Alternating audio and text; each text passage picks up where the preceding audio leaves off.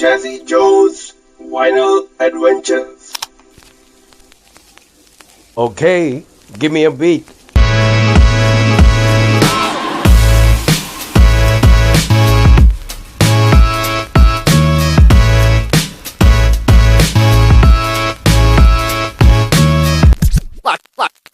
Watch this. This. Hi everyone, welcome to this new web series and third episode of Jazzy Joe's Vinyl Adventures, the web series where I talk to various collectors, sellers and producers of vinyl records in India.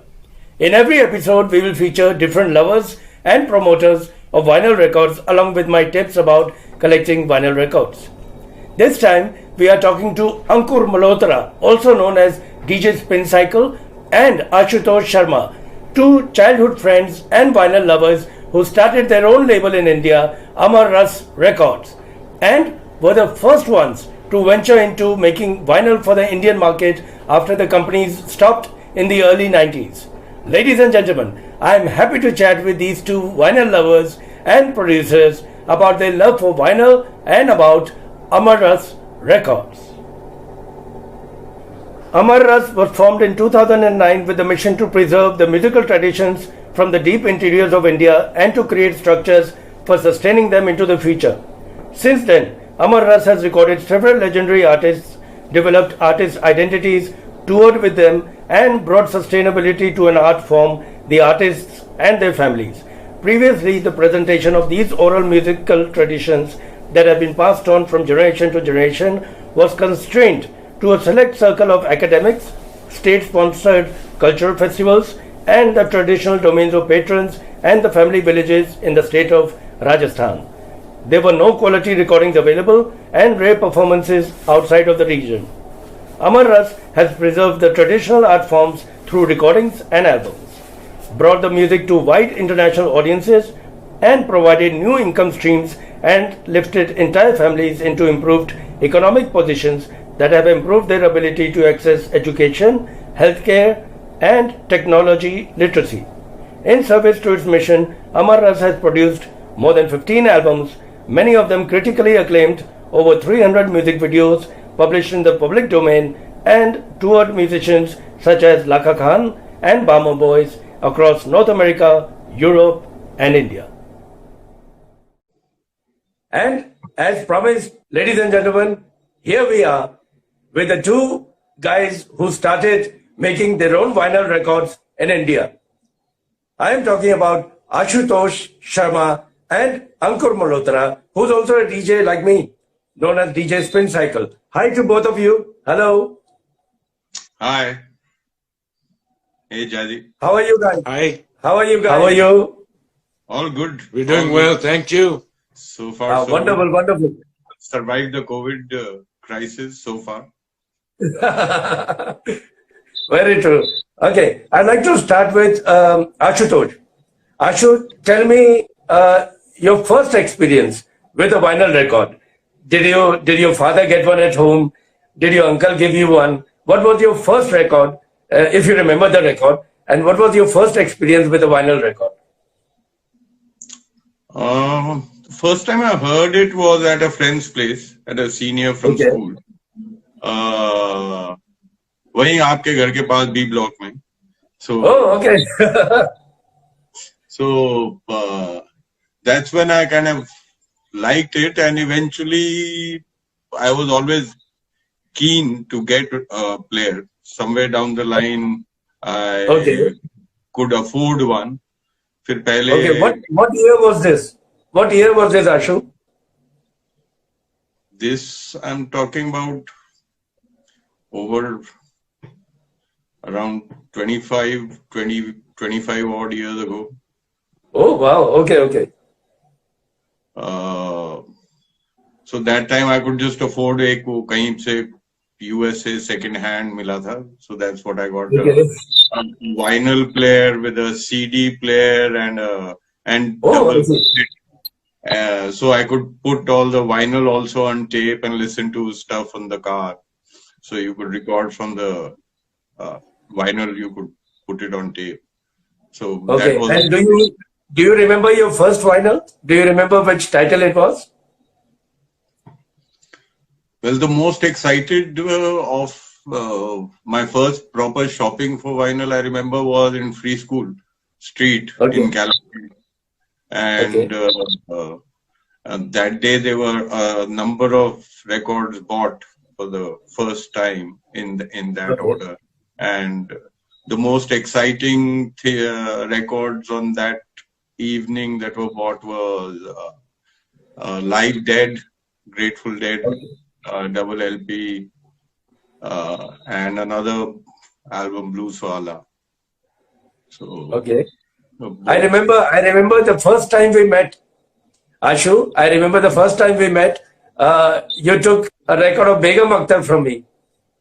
yes, You know, Begum Akhtar is something that I've been collecting because I'm really into that yes, yes. sound. So, And I was very impressed. Let me tell you today, I was very impressed. And So my what about you? What about you, Ankur? What was your experience, your first experience? So my first experience with vinyl goes back, fond childhood memories of actually playing records on my father's record player. Okay. And he had a mixed bag of old records, I remember, and I still have those in my collection. Oh, wow. Old Guru Dutt recording, Odeon pressing, Hemant Kumar, but there was also some, Kurbani soundtrack. But there were Oh, yes. Western themes, music from Western, Western movies, and Beatles, Rolling Stones. So there was a mixed bag. So my fond memories go back to, I think, childhood, and I think that picture was somehow imprinted in my brain, and that's when the love affair with vinyl started. And what was your first purchase? When did you first manage to buy a vinyl record? I started buying vinyl in my undergraduate years. So right through school, never really had a player or got involved in other things. But then I was getting back into music heavily in my undergrad years in Bangalore. Of course, I'd been listening to cassettes a lot, and CDs had come in, and that was growing up in school. But then I remember it was Free School Street in Calcutta, and I picked up a copy of Neil Young. Okay, Ashu. Now you tell me, what was this idea? Where did this idea come from to make vinyl records, and that too in India? I mean, Ankur was abroad and all. I mean, how did you guys get the idea, Ashu, that okay, let's start making vinyls in India, where Dum Dum Kolkata had closed the plant long ago in the mid-90s. So, what was the idea that let's come out with new vinyl albums in India? Why not abroad? Why in India?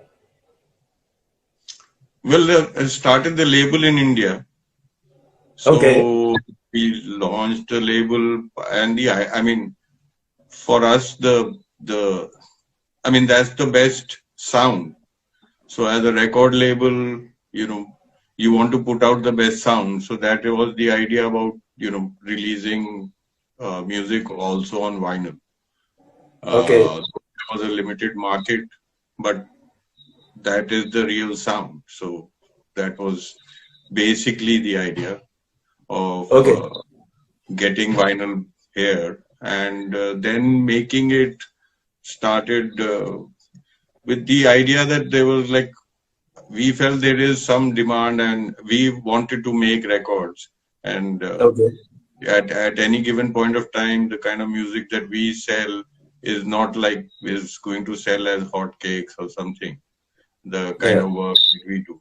So there was this, we felt that there was a demand, not just for us, of releasing stuff which is of limited edition, because the minimal order usually was 250 to 300 at that time when we started.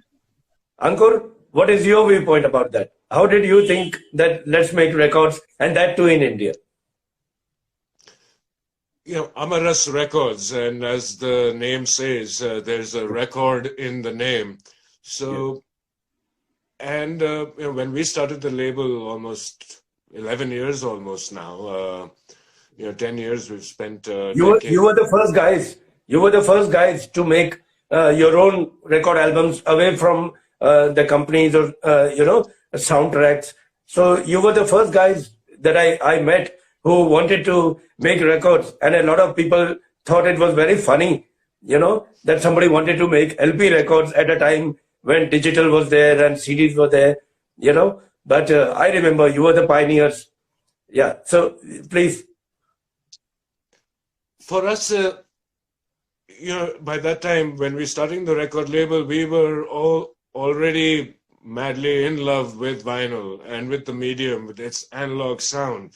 And not just the sound, the album artwork, the album covers, the liner notes, and kind of trying to, you get to know the artists a lot better. And you appreciate a lot more things that go into making music, making that album available to listeners, to lovers of music around the world. So that was very intentional. And from day one, when we decided to come out with our first album, Manganeer Seduction, we wanted to bring it out on vinyl as well. And because it's such a long piece and it needed it to be a double LP, it didn't matter.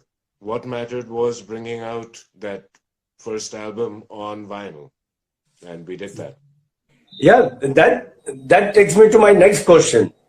Ashu first. I'd like to ask Ashu, why original artists instead of soundtracks? I mean, you guys, both of you wanted to make vinyl records. You could have very well approached companies and made music soundtracks. You could have taken copyrights and made the record. Why did you think of original artists and original music and new music? Why did that come about? Well, it was all, frankly speaking, by chance. When I started, it was actually to salvage some artists, and so for that we had approached the label to buy their rights because that artist's music was not available. But but that particular deal didn't work out. So by chance we landed up working with these musicians actually because of I was handling their travel at some point of time. So we got into one sound and the other, and the idea as we got into Rajasthan and all that, with the folk artists, we realized there's a lot of work here that needs to be done. And this is the toughest cookie to crack, but toughest nut in that sense. So if you can work on this and create an ecosystem for them, then it will work, then it's easy for any other band or, to do the same work for those artists. So we landed up doing this work in the folk scene, and the idea was to build inroads, so which we have been doing. Once that is done, it becomes easier for the next artist to, go and use that platform to get to another level. Ankur, what do you think about that? Why original artists and why not movie soundtracks? They were already there. If I had to go searching for them, I could find movie soundtracks.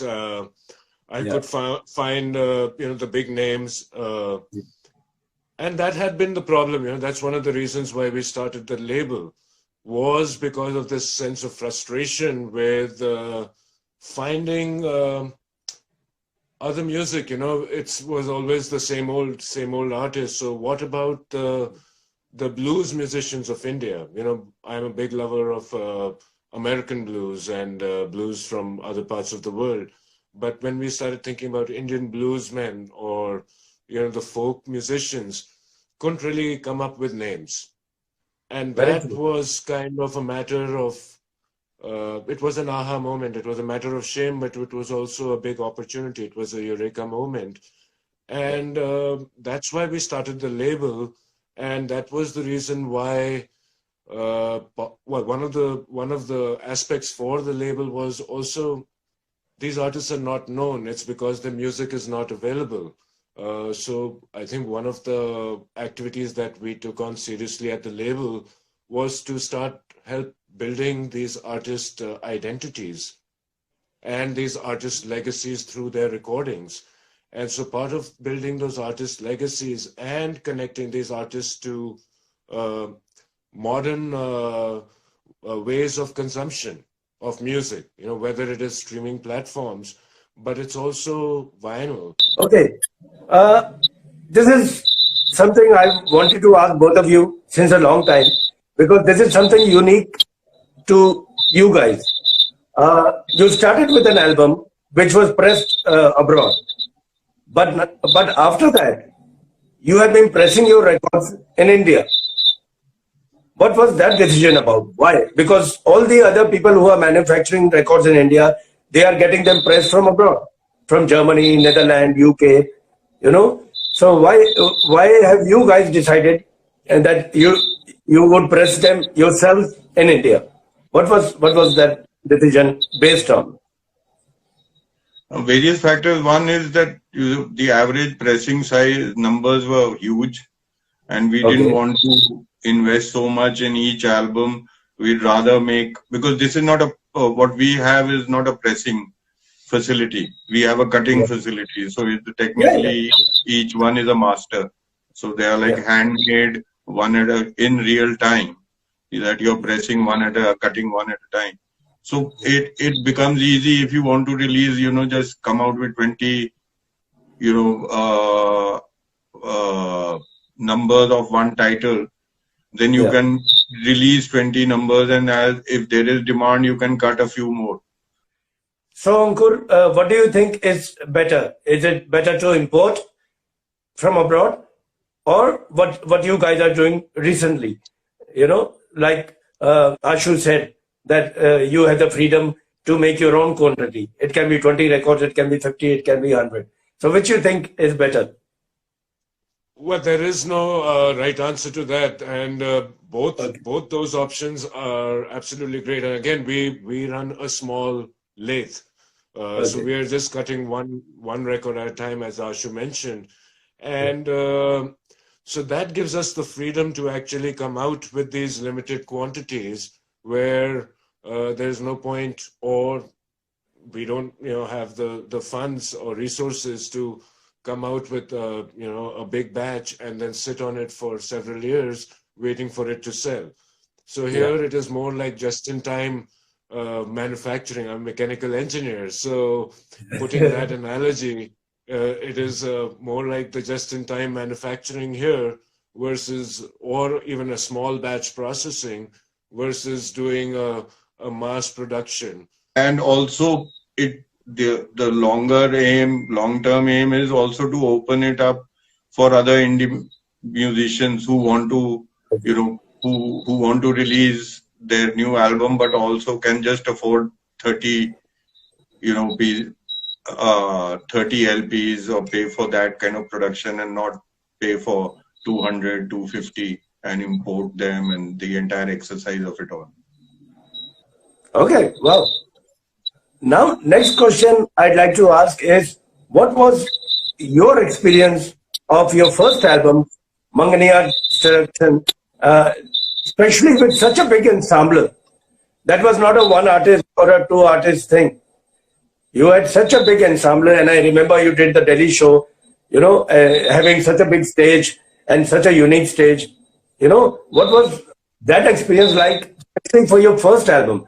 For the first time, I mean, it was not just one musician or two, and I remember this album, I have it, and I'm very proud to say that I have it autographed by both of you. So, what was that experience like? Ashu, can you begin? Well, it was like a dream. I mean, just doing that entire production and so on, of recording all of them, and then getting it mastered, mixed at Rahman Studios and so on. So it was quite an experience. I had just started.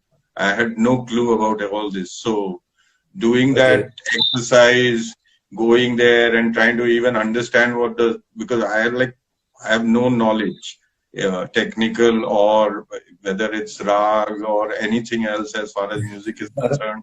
So I can just kind of, in folk way language, I can explain कि क्या sound में क्या problem है या कुछ.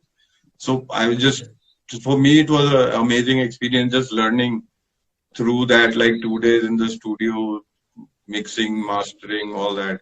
And then eventually when we launched the label, it was great. We did that at Old Fort and so on. But it was a rude awakening for us in the sense that on that night, there were close to 4,000 people at the show. They knew the director of the production, Royston Abel. They got to know about us as a new label in India called Amarrass Records. But 4,000 people came in and went back, and they didn't know a name of a single artist on stage. And that's what was a wake-up call for us, that why are these great musicians not known? And that's why we went back into doing our field recordings and creating their identities, whether it was Lakha Khan or, releasing Sakarji's first album at 72 and so on. Okay. Ankur, what do you feel? What was your experience of such a big ensemble of artists and the huge release you had for the record, with Royston Abel taking care of such a big concert? What was your experience like?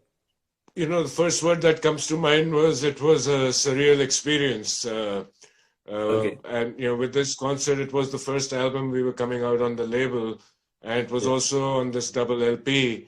And, we thought we should do a grand, you start a label kind of once, right? You only have the first time.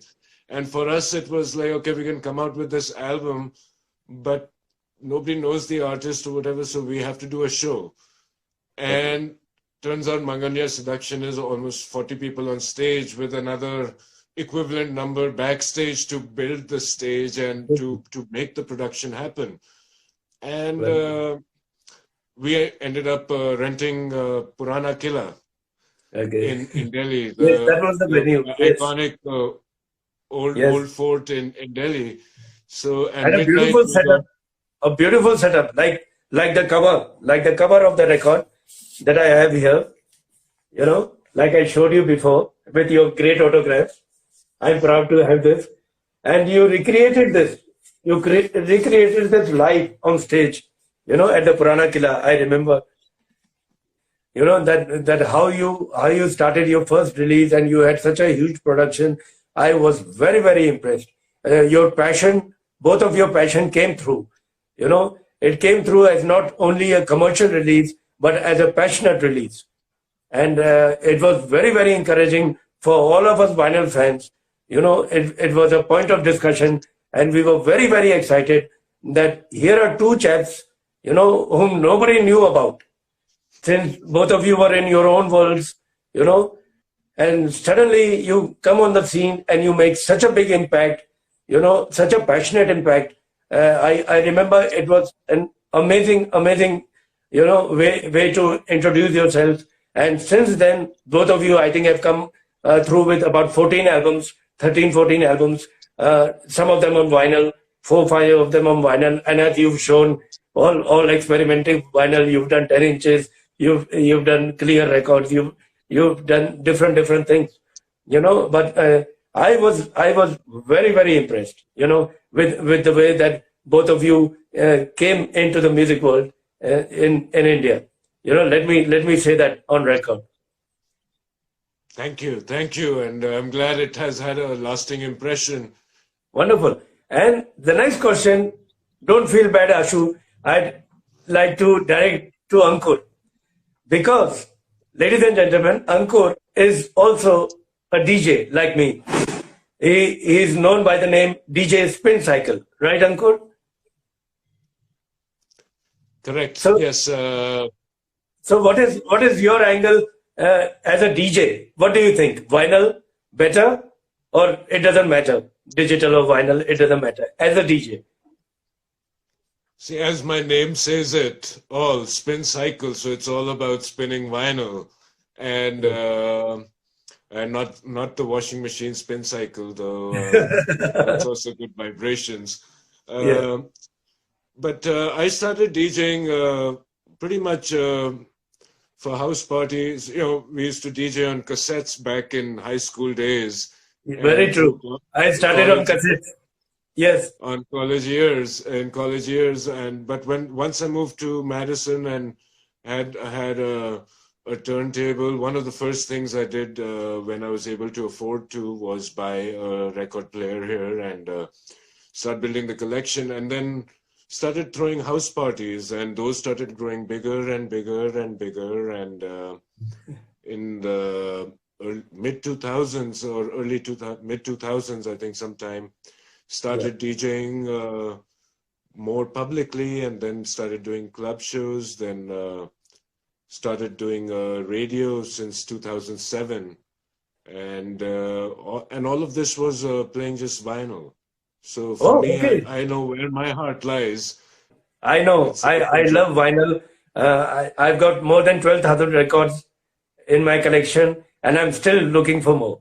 So I know how it is, and the fun and the pleasure and the art of playing vinyl cannot be duplicated. CDs make it a bit easy, and the new digital toys make it very, very easy. So you get bored, and if the artist is bored, how will you excite the audience? Yes, You no, know? I agree, and so yeah, vinyl for me has a special place.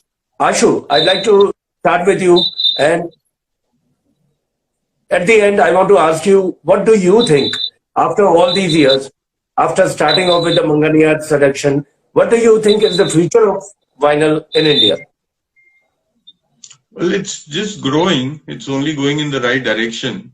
So, and it's lovely to see that, because I mean, when we started, nobody really knew, and everybody used to think we are crazy. I mean, to and even like when we started the cutting facility, even then the reaction was still the same. But in the last 2-3 years of now, I've seen it's actually growing in India as well, which is a good thing. So hoping it only goes in the right direction. It's looking like that for sure. Ankur, according to you, what is the future of vinyl in India? Do you see it? Do you see vinyl coming back, making a comeback maybe? Or do you see it selling in a big way? Or maybe, as you said, maybe 20 copies, 30 copies, 50 copies. What do you think is the future? Yeah, India is an interesting market. We are still at the very nascent, very early stages. And it's got its own unique challenges with the environment, with distribution, logistics, and all of those things. Plus, we really don't have a proper, well-defined ecosystem that has emerged and evolved all over the world, whether it's record shops or producers. So it's still a lot of it is old music, and so when we talk about new music, whether released internationally or in India, and of course, so we have a lot. I mentioned challenges, so those need to be worked out. Hopefully, over time, importing records becomes cheaper. The cost drops, because I think it's still a very expensive hobby. It anyways is an expensive, more than a hobby, right? So it's a profession for us. Very true. And how do we reduce the cost? How do we make it more accessible? And those are some of the things, even why we run the lathe. Hopefully sometime in the future, we are able to open up the lathe and production to do these small batch pressings or small batch cuttings for not just artists on our label, but also other, discerning emerging artists or established artists around India. And so we hope to kind of, again, the market has to grow, and we hope that others join in. We know there's more and more product being made available. So we, 10 years ago, it was trouble just trying to find a turntable to play your records on. Today that has changed. It's so hopefully with the vinyl, with also the places where you can buy them, we hope there are more of those in the physical world as well as in the online world. And we hope we can contribute more and more to that. So wonderful. In fact, this web series is an effort towards that, to bring all the people who are doing something about vinyl in India and take them to the world, and make sure that vinyl lovers know that there are people, there are collectors, there are producers, there are artists who are getting involved with vinyl. That is the whole idea of doing this web series. Wonderful. Thank you once again. I think it's crucial that we start developing this ecosystem and having the vinyl lovers connect and support this. Wonderful. Great. Thank you, guys. Thank you for talking to me, and talking to all of us vinyl lovers, and sharing your experience and with all of us. Thank you so much, guys. Take care. Thanks, all Jazzy. the best. Thanks, Jazzy Joe. Cheers. Yeah.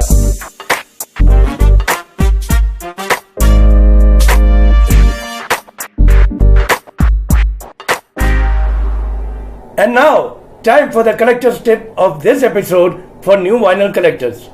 This time, I would like to talk about how to start your vinyl collection. First of all, begin with the songs that you know and start slowly. Savor each record and track before you buy the next one. Otherwise, you will miss out on the pleasure of collecting the right way and end up with a lot of music without really knowing most of it. Start with the tracks that you know and then dig deeper and deeper until you reach a stage where you can experiment with buying new unheard music at your local record shop or online. And remember, slow and steady makes a very enjoyable vinyl collection. Have fun.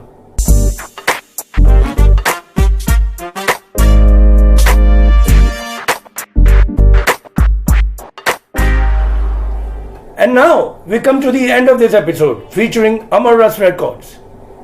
Do tune into our next episode, which will once again be talking about vinyl and the people who love them in India.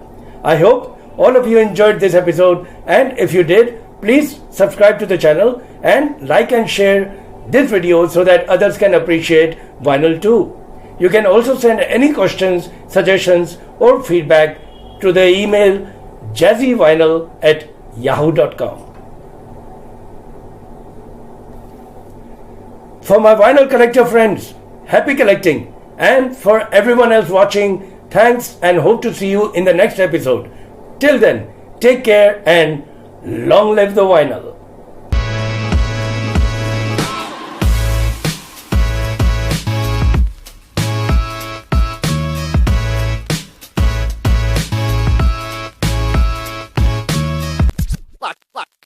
Watch this. This.